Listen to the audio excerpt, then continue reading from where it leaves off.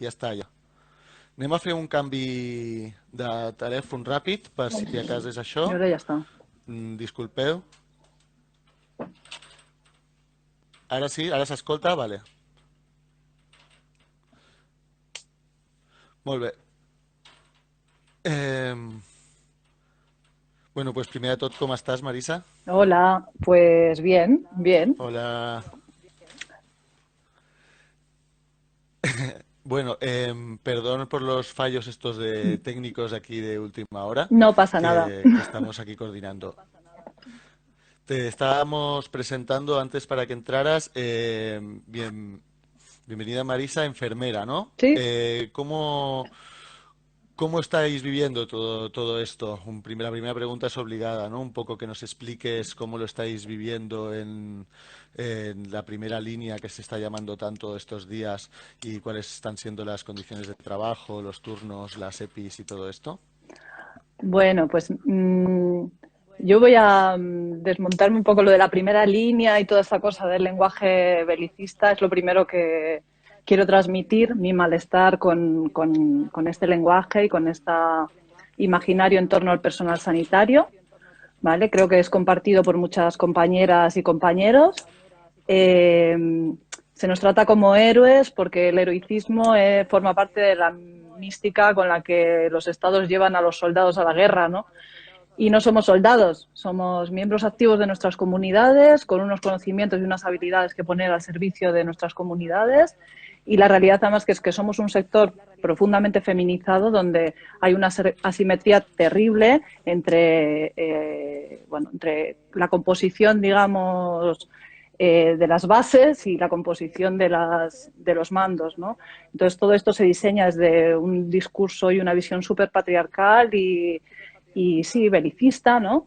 Y, pero la realidad es que esto es una crisis de cuidados, ¿no? Y que, bueno, pues sí, ya sabemos, estamos frente a nuestros cuerpos, mayoritariamente femeninos, están haciendo frente a una reorganización brutal, a una elasticidad nunca vista dentro del sistema sanitario, ¿no? Entornos súper cambiantes, protocolos cambiantes, criterios cambiantes, mucha confusión. Evidentemente nos afecta todo lo que pasa después a nivel social, lo que tenemos en casa, lo que tenemos en nuestros entornos. Nos han cambiado turnos, la gente está sin libranzas, mucha gente desde hace un montón de tiempo, hay falta de material de protección y eso hace que los criterios no sean claros. O sea, hay muchas incongruencias y trabajar en ese contexto es muy duro, ¿no? Pero sobre todo quería recordar también a las partes de los profesionales del cuidado, que preferiría hablar más que a los profesionales sanitarios, porque las organizaciones sanitarias y de cuidados son organizaciones donde trabajamos muchísima gente con distintas corporalidades, procedencias, etcétera, ¿no? Y los sectores más precarizados, como por ejemplo el personal de geriátricos, para mí, si tuviera que utilizar un lenguaje de primera línea, belicista, diría que las que están en primera línea son todas esas mujeres migrantes que están cuidando, enfermando de nuestros abuelos a los que tenemos aparcados ahí en esos geriátricos que no reúnen ni unas mínimas condiciones de vida para evitar la propagación de cualquier cosa, de una sarna, de un coronavirus o de cualquier otra cosa, ¿no? Los geriátricos se habla muy poco porque es un sector muy opaco, pero hay cantidad de cosas que suceden constantemente sin que a nadie le importe, ¿no? Y ahora, pues de repente eso salta a la luz y me gustaría, bueno, señalar por delante todas esas situaciones y sobre todo esa visión patriarcal y colonial y liberal que hay detrás de todo esto y que es lo que afecta a nuestras condiciones laborales al fin y al cabo, ¿no? Total, total. Al final el problema es estructural y esto Vaya, simplemente lo ha puesto sobre la mesa, eso ¿no? es. Una cosita también que me molesta mucho es la manipulación también que hace la ultraderecha del personal sanitario, ¿vale? En medio de toda esta situación, ahí sí que me gustaría, bueno, entiendo que hay muchos compañeros y compañeras que están muy aturdidos, ¿no? Psicológicamente, emocionalmente, físicamente, ¿no? Y que evidentemente el gobierno que ha puesto en marcha las medidas o que se ha comido el marrón o lo que quieras, como cada uno lo quiera ver, o que ha tenido que ejecutar el plan, es un gobierno llamado de izquierdas, vamos a asumirlo así, Ya, a ya. priori, ¿no? y no hay que perder de vista, pues eso, que la ultraderecha aprovecha también todo ese malestar para pescar en un momento de profundización de crisis del capitalismo, de las fronteras, de las naciones-estado, de todo un montón de cosas. Y bueno, me gustaría que el personal sanitario tuviéramos la visión crítica suficiente como para no regalarles, no sé, ni siquiera un poquito del discurso. Esa foto, ¿no? Mm, mm.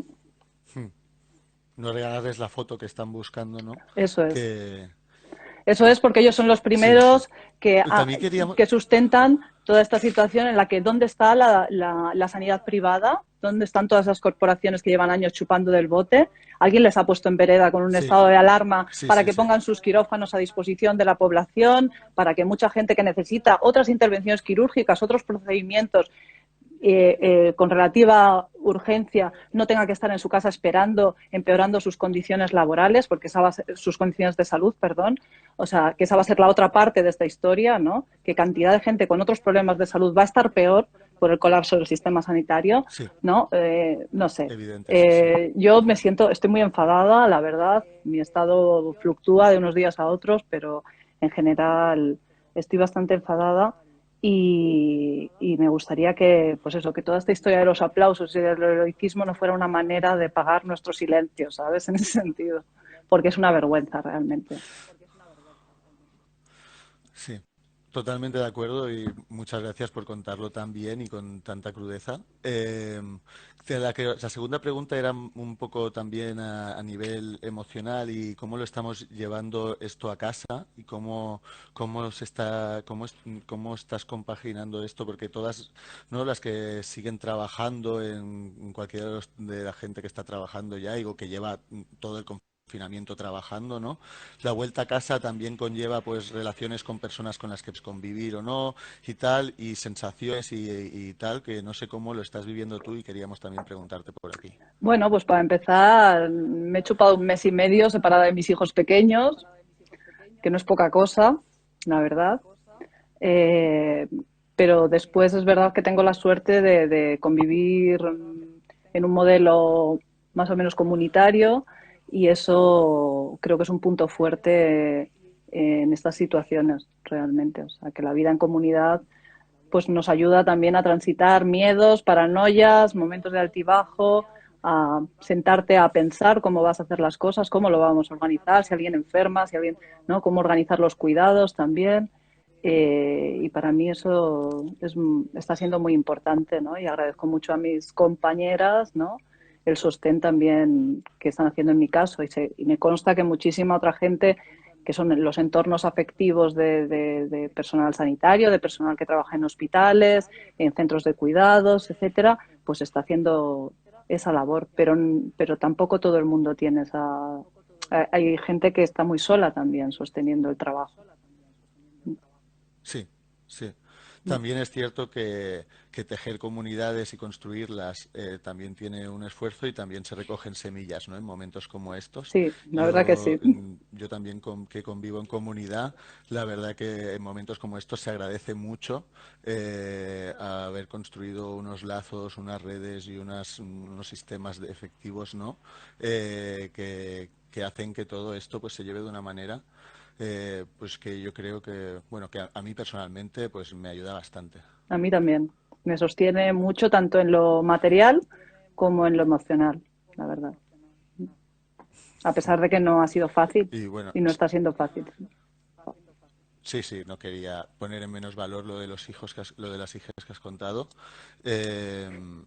Total, que también está siendo muy duro para muchas familias estos momentos, sobre todo cuando personas que conviven con ellas pues tienen que estar trabajando continuamente cuando la situación es la que es. Me gustaría alargarme muchísimo más contigo porque me ha parecido muy interesante, pero me van a empezar a decir que no puedo alargarme tanto con cada persona, Y yo tengo así muchas ganas de que oír al resto de iremos compas también. despidiéndonos. Venga, gracias. A ti, que vaya muy bien. Un Messi. abrazo. Un abrazo. Vale. Després de molt, molt interessant per parlar amb una infermera i també tota la part aquesta comunitària que crec que també l'hem de posar molt en valor i que són moments per reivindicar-la, no? Perquè en moments de crisi es veuen molt clares aquestes coses. Anem a parlar amb la Verònica, treballadora sexual, i a veure si la